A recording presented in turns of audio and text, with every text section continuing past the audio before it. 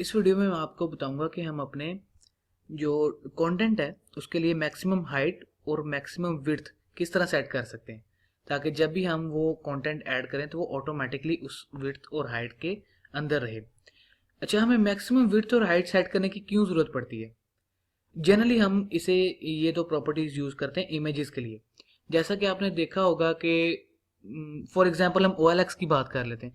जब आप OLX पे पोस्ट डालते हैं तो आपके इमेजेस का साइज़ कुछ और होते हैं। जैसे कि वो काफ़ी हैवी वेट इमेजेस भी हो सकते हैं, जैसे 900 मल्टीप्लाई बाय 2100 पिक्सल्स या कुछ इस तरह के बहुत लार्ज साइज इमेजेस भी हो सकते हैं।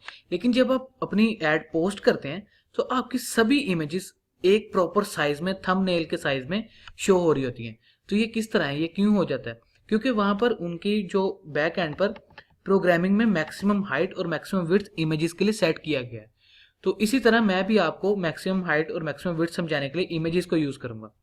सबसे पहले मैं 3 इमेजेस यूज़ करूंगा। मेरे पास यहाँ पर 3 इमेजेस पड़ी हैं, मैंने ऐड कर लूँ। सबसे पहले IMG का टैग, उसमें फर्स्ट फोटो, उसी को मैं कॉपी पेस्ट करता हूँ और अपनी नेक्स्ट फोटो में उनका नेम चेंज कर लेता हूँ। एक फ़ोटो है मेरे पास जो कि मेरी अपनी है, दूसरी हम फोटो आईफोन की ऐड कर लेते हैं और तीसरी एंजेलिना की। एंजेलिना से आप समझ गए होंगे कि मैं एंजेलिना जूली की बात कर रहा हूँ। अच्छा, तो इसे रिफ्रेश करते हैं अपने पेज को। अच्छा, तो आप अब ये देख रहे हैं मेरी फ़ोटो तो चले ठीक है, उसकी रेजोल्यूशन कम थी तो वो इस साइज़ में आपको शो हो रही है। लेकिन अगर आप इस विंडो को मैं बड़ा करूं, आप देख सकते हैं कि आईफोन की इमेज इतनी बड़ी शो हो रही है कि आपको पेज में इधर उधर स्क्रॉल करके पूरी इमेज आप फिर भी नहीं देख सकते। और इसी तरह अगर मैं और नीचे जाऊं तो एंजेलिना जूली वो भी हमारी स्क्रीन में फिट नहीं आ रही। तो एंजेलिना जूली को हम अपनी स्क्रीन में किस तरह फिट कर सकते हैं? इसके लिए आपको जो प्रॉपर्टीज रिक्वायर है वो मैक्सिमम हाइट और मैक्सिमम विड्थ हम इनके लिए सेट करेंगे।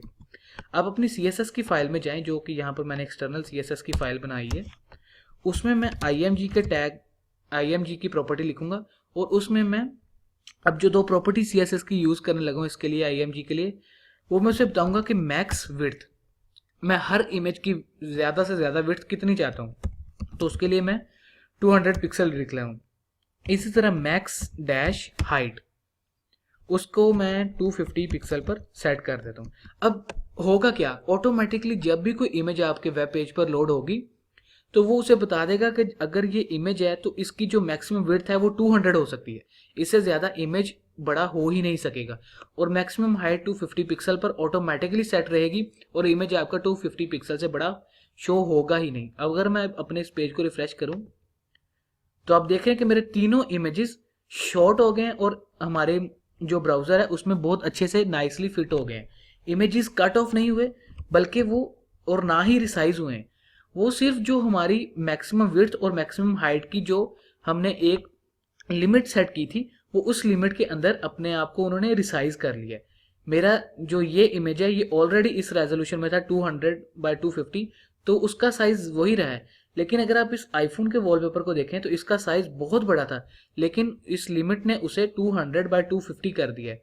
अब ये जो इमेज है ये लैंडस्केप में था, इसलिए ये 200 पिक्सल विड्थ तो ले रहा है, हाइट भी ये उतनी ही कैप्चर कर रहा है 250। इसी तरह ये इमेज है, ये भी 200 पिक्सल विड्थ है और 250 इसकी हाइट है।